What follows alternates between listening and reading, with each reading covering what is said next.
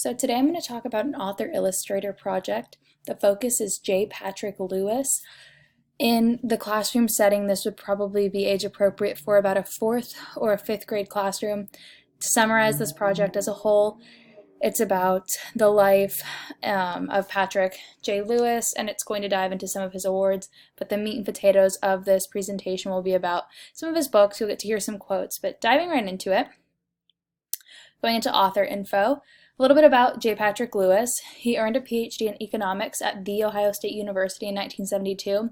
This is kind of important to note because though he is a world-renowned poet, some of his books do include a lot of math. So he taught at Otterbein College until 1998. In 1992, he was commissioned to write the National Children's Book Week poem. In 2011, he was named the U.S. Children's Poet Laureate, which is a huge deal, not only in the literature world, but also in the poetry world as well. So he now lives in Chagrin Falls, Ohio, where he spends his time visiting local schools, reading his books, kind of diving into how and why he wrote some of his stories. And in total, he visits around 50 schools a year.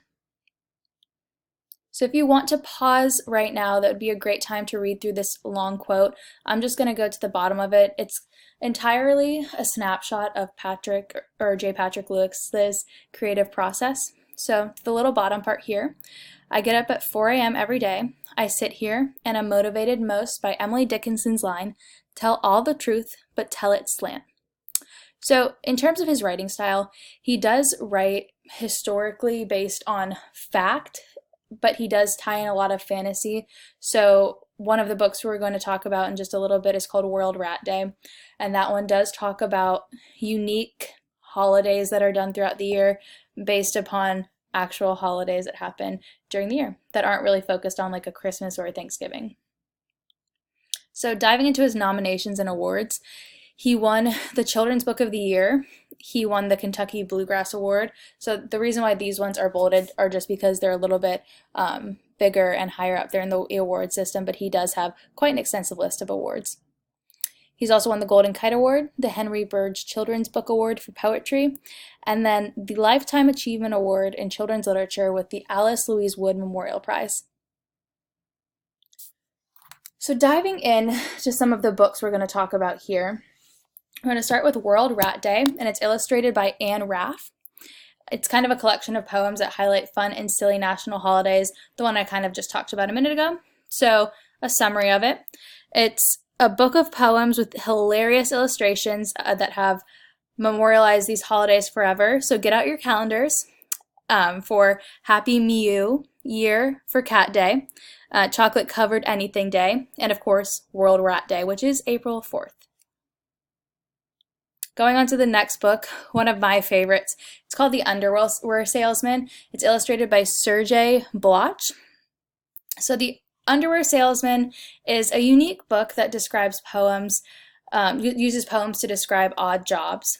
One of the jobs that J. Patrick Lewis does talk about is a garbage collector. So I'm going to read a little snippet from the book here. So it's called Then There's the Garbage Collector. Things to do at work.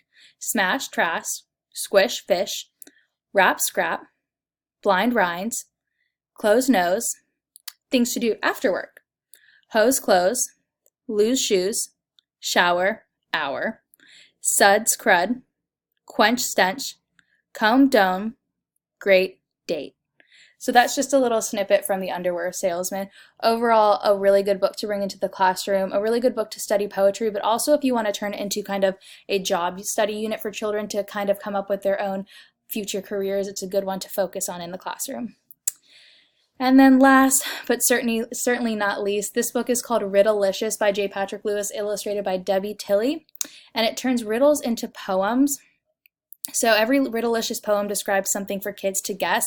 Clues to the answers are everywhere in Debbie Tilley's illustrations. So even if you're not the best at solving riddles, the illustrations will definitely help you out. And I will tell you, this does tie in his economics background, which gives you a little bit of math and reading. It would be really great if you do want to merge the two units into one. Really great for projects for students as well.